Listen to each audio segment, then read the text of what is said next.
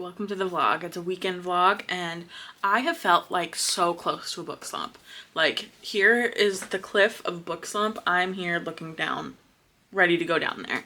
And to mitigate this, I've been reading a lot of arcs. I cannot quit doing that right now. I have so many arcs I still need to get to. However, I've mostly been reading sci-fi and fantasy arcs, so what I think I must do now is read horror arcs. So it's a whole horror weekend. Yes, it's very exciting. We have a few different things that are gonna make this a horror weekend. I don't know if we'll watch a horror movie. I would love to. There's been some good horror that's been coming out lately. 2025 feels like such an incredible year for horror movies as well as books. There's so much that I'm excited for.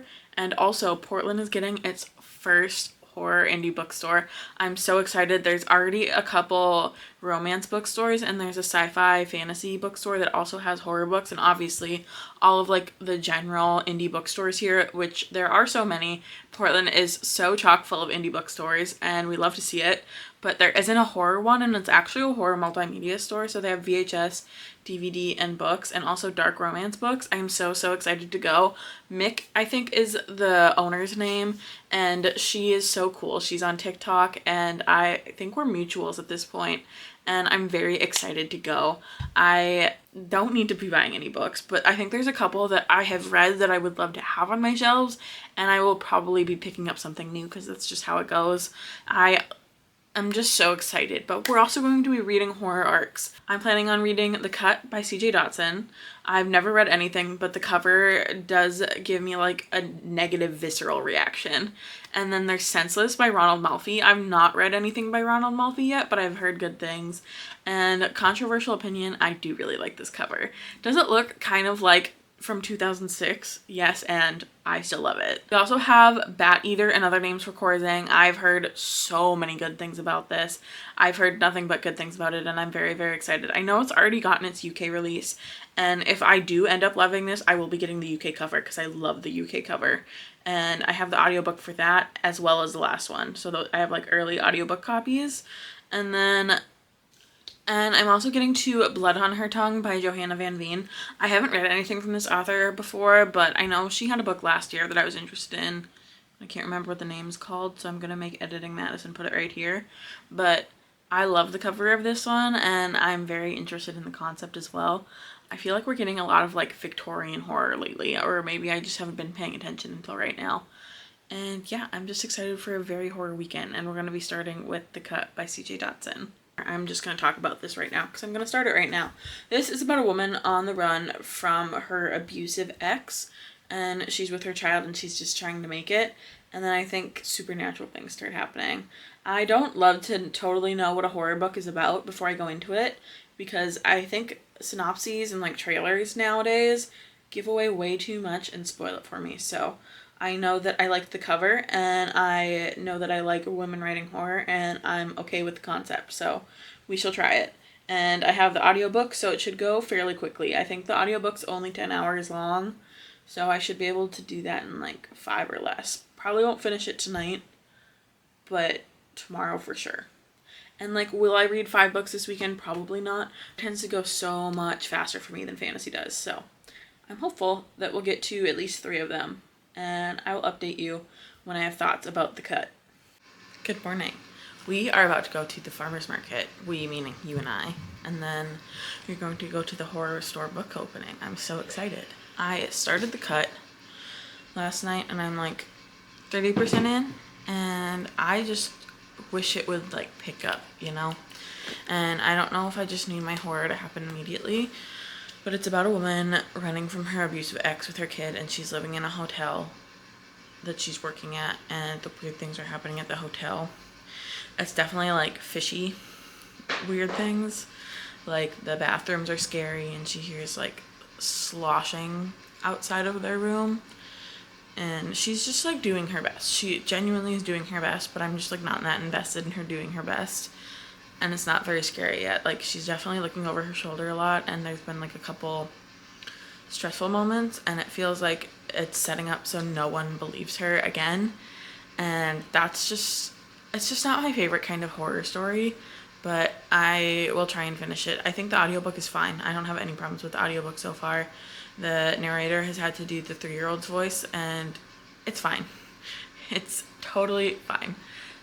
But I will give you more updates if the horror gets horroring, or probably when I finish it, to be honest.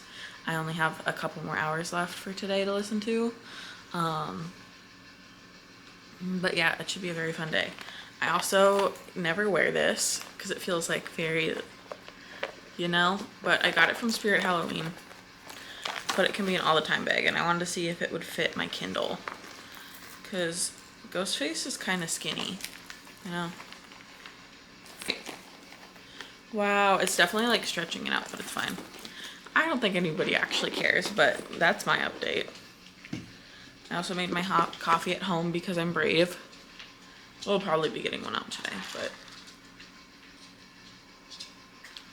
And I'll show you some B-roll, and you'll probably get a book haul in this video too. What video do I post where you don't get a book haul? I do have a couple horror adjacent arcs that I got sent that I can show you too, because I think that would be fun.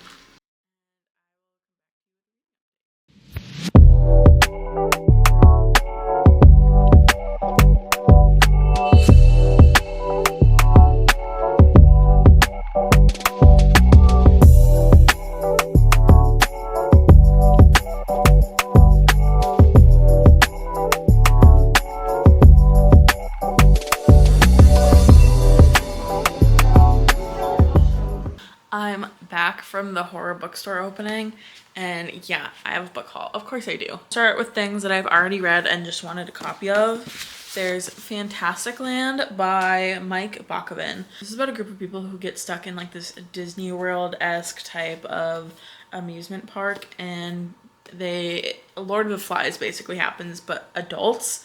And they get stuck there because of inclement weather, and they just go feral. And it's kind of told both through firsthand accounts, but interviews and articles.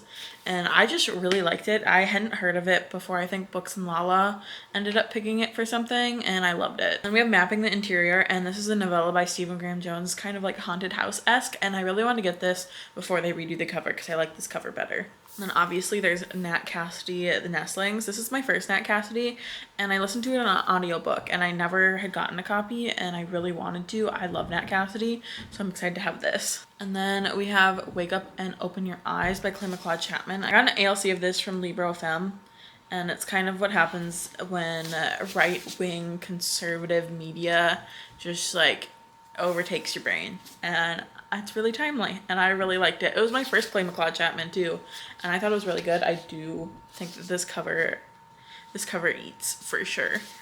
Sorry, my battery ran out of memory. We have plenty of time now. And then the ones that I have not read yet, I have Diabola by Jennifer Thorne, who is also the author of Loot, which is something that I want to read. But I'm going to be reading this for a specific video I have in my head, and I've been wanting to read it because I do like this cover. I think it's very creepy. And hopefully I like this. I don't tend to buy hardbacks new if I haven't read them before, but I just got caught up in the moment of a new horror bookstore. I'm very excited. And then this one has been recommended to me so many times. It's, I think, sapphic horror. Ooh, it's also a blurb by Seanan McGuire, which is exciting. Also Haley Piper, who is someone that I've been meaning to read. A hideously gory, kink-fueled feminist cosmic horror apocalypse novel. That sounds like it was made for me. And then this has a very, like, disgusting texture, but I've heard really good things about this. Seanan McGuire blurbed this. Seanan McGuire says, this short, surreal novella feels like a slice of a much larger story in the best way. A thoughtful meditation on personhood, judgment, and trauma, not for the arachnophobic among us. So it feels like Crypt of the Moon Spider is accurate, and it's by Nathan Ballingrud. And Paul Tremblay says, a wicked, pulpy, hideously gorgeous phantasmagoria. I feel like phantasmagoria is a word that you plan on using and not just one that you whip out. But this cover, excellent. Spiders, I think it'll be effective for me. And did I spend a decent amount of money? Yes, I did. However, we support local woman-owned businesses, okay? And then I have a 20% off my next purchase starting at the end of April. I think they're gonna regret giving me that. And then a cute little sticker. Wow. I'm happy with the amount of books that I bought. I did have to think about it. I did have to be like, hey, we don't need to buy if I bought every book I recognized, there would be no books left. I'm a horror girly. There were some that I didn't recognize though, and I love that. Like it's usually in a horror section of an indie bookstore. I have either read everything or I'm not interested in it, or I already know about it. But there was stuff that I hadn't heard of, and that's just so exciting for me. I'm super excited to get into that. Do you want to know how the cut is going? Let's see how far I am into it. I'm 70% of the way into the cut at this point. And I am, getting sick of the adult doing the kid's voice, and she's like 3. I think I hate it because it does feel accurate, and it's very annoying. So annoying. And we're still just getting, like, pieces of horror at this point. And it's not super duper horrific, which is fine. And I think the point of this story is, like, the parallel between not believing a woman that she's seeing these horrific things and not believing a woman that's being domestically abused. And I get that, and I still don't like it in stories. I just don't like it. And we also are at the point where her ex has found her at this hotel, and it's very tense. I think that this is just going to be a 3-star, and that's fine. I'm just feeling kind of neutral about it. Like, I don't hate it, but I'm not obsessed with it. So hopefully the next book I'm like feel strongly at least one way or the other towards, but that's fine. I will see you when I finish the cut. I finished the cut. I'm gonna air my grievances before I tell you my rating, because there's some things I feel I need to complain about. One of the big things that I took issue with was that, okay, she is working in this hotel, but there's this monster, there's this thing with tentacles, and she's very worried about it, and the people in the hotel are very nosy, and she's also just worried about her ex finding her again because he was extremely abusive. She's looking for 3-bedroom apartments. She is pregnant with a child and has a 3-year-old. You don't need a 3-bedroom apartment. That makes no sense. And she's like, man, I cannot afford a 3-bedroom apartment. Look for less. Like, would it be nice to have a 3-bedroom apartment? I'm sure, but like, the kids can share a room, or the baby can sleep in your room. Like, it probably would for a while anyway, like enough for her to earn more or something. That was a major thing that I had with the book. And also the horror took forever to get to where it was going. It was more of like a thriller than a horror, it felt like to me, and I did not appreciate that in this story. Once the horror happened, I thought it was like pretty decent, but I was just kind of over it at that point. I did like the horror. I'm giving this a 3.5, even though I am complaining about it. Once it was like tense and horrific and like kind of Cthulhian, I think is the right word, or Lovecraftian, the cosmic horror aspects of it, I was enjoying it. It was a good time, but it just took too long to get there. And the ending was fine. It wasn't my favorite ending. It reminded me a lot of Nestlings by Nat Cassidy, but I like Nestlings by Nat Cassidy way more. It was like the Great Value version of that. So it was like fine, but not my favorite. That's that on that. Next, I think I'm going to be reading a book that I don't have on audio an ALC for. So I think we're going to move over to Senseless by Ronald Malfi. The beginning of this book starts describing 4 different characters, I think. Someone called the Fly, who is turning into the spider, I think. I don't know. And then there's a cop, and he's like getting too old for this shit. And the serial killer, or I think it was only one murder that happened where the killer cut off all of the woman's senses after he killed her. Like, cut off her fingertips, cut out her eyes, her tongue, cut off her ears, that kind of thing. It's happening again, but it's, like, slightly different. So he's trying to figure out if it's the same killer or not the same killer and what's happening. And we've also met the fiancé of a very rich man, and his son just came back, and all of this kind of weird, uncomfortable things are happening, and she has like very strong OCD tendencies. I don't know that it's the best representation of OCD, but that's what she has, and I don't know what's going to happen with that part. And everyone's in Hollywood. We're in LA right now, so everyone's kind of connected in a way to Hollywood, and those are the vibes. I'm liking it so far. I've not read anything by Ronald Malfi before, and I'm not a super big like crime horror type of person, or crime thriller. I think this is technically horror, but I guess we'll find out. Maybe it'll get supernatural. I think that would be my preference, but we'll see. We've had some really kind of disgusting descriptions of dead bodies, and I've I don't know if enjoyed that is the right word, but it's like giving me Criminal Minds vibes, and I like that part. I love Criminal Minds. So I am trying to get through as much of this as I can tonight because we only have tomorrow left to get through as much horror as possible. And we don't have any fun activities tomorrow. I need to go to the gym. We might go to another bookstore for content purposes, and then just Sunday scaries, getting ready for the week pretty much. We might meal prep. I don't know how exciting that'll be to watch, but I think that's the plan.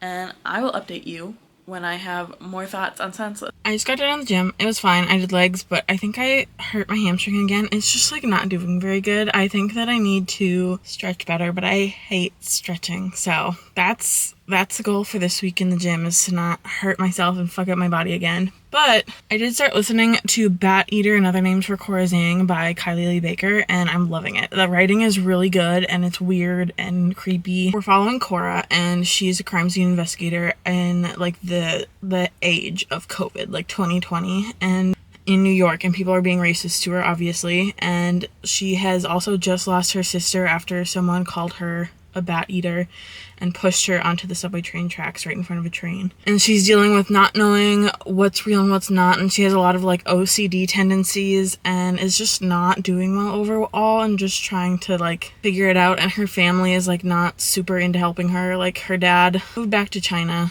and wants nothing to do with her, and all she really has in New York is her white aunt. It's very creepy. I really, really like the writing. I'm pretty sure this is a debut and it's incredible, and I may be ordering the book from the UK website because this cover is so much better than the US cover. So that may be what we'd be doing. So I could have waited until I'm not out of breath, but here we are. It's been so many hours. I got home and felt awful and took like 2 naps and finally got my headache under control, and now I feel like I can talk to you. I also didn't really read. I couldn't handle like light, so I also didn't really want to look at my Kindle, and I tried the audiobook for a little bit, but I just needed to like wallow in my headache. Is that any better? I really haven't gotten a ton farther with Bat Eater and Other Names for Corazing. I don't actually, yeah, I have. That's a lie. 71% done with that, and I don't know that I'll finish it tonight. I'm probably gonna extend this vlog one day longer because I didn't expect to be like incapacitated for hours and hours today. But for Bat Eater and Other Names for Corazing, we've discovered that she's being haunted by her sister, and she's trying to like help her figure out, I think, who's killing all of these other girls, all of these other Asian women, and like shoving bats in them. It's very disgusting and like very racist, but the horror is good and the writing I'm absolutely obsessed with. I cannot believe that this is a debut, and she's releasing another adult horror in spring of 2026.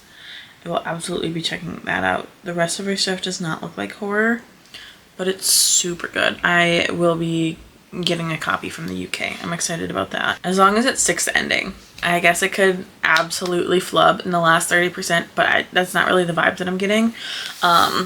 Cora and her other 2 crime scene cleaner coworkers / friends are trying to help her figure this out, and they're also just like dealing with all of the crime scenes that they're cleaning up, being these Asian women and this serial killer that they're experiencing. And I think the male coworker is white, but the other female coworker is also Asian, and they're just kind of like finding community in it. It's so good. I'm super happy with it. I'm excited to talk about it more. I'm 60% of the way done with Senseless by Ronald Malfi, and I fear I may be a crime horror girly, because usually I need some sort of like supernatural element to keep me engaged, but I'm really liking this. I have a couple more books by Ronald Malfi, and I will be bumping them up. We're following 3 different POVs. There is the cop that is dealing with these deaths of, I think, 2 women so far that have had their senses cut off, and he has been working closely with the first one's husband, and he shouldn't have been. He's not been a great cop about it, but also his wife died like very soon before he started working on these cases, and it's a little bit of grief horror, but not really. And his storyline is stressing me out because I do like the cop.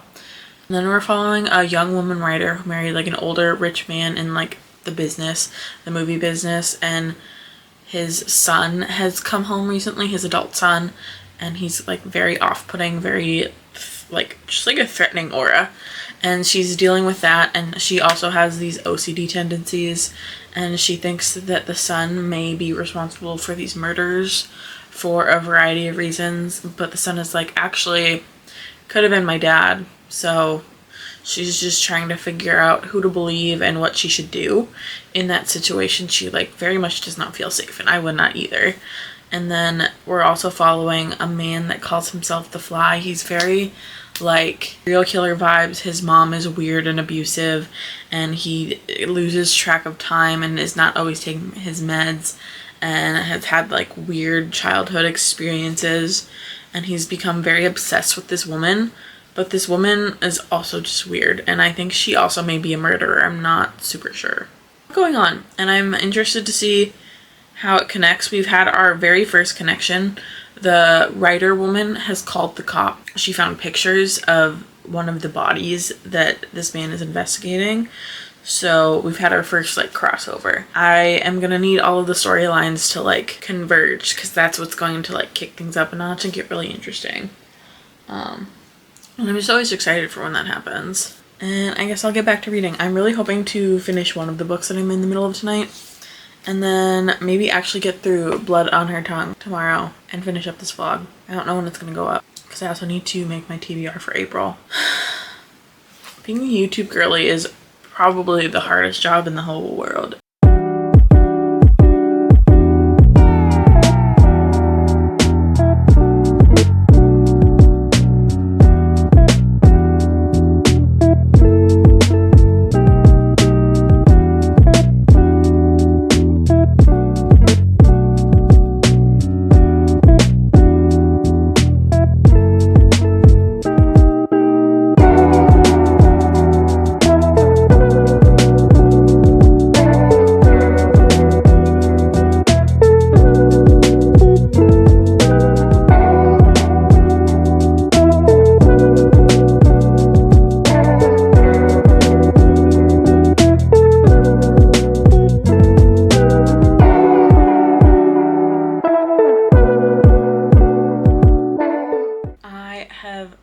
Senseless by Ronald Malfi, and it did go off the rails in the last like third or so that I had left, and I really liked it.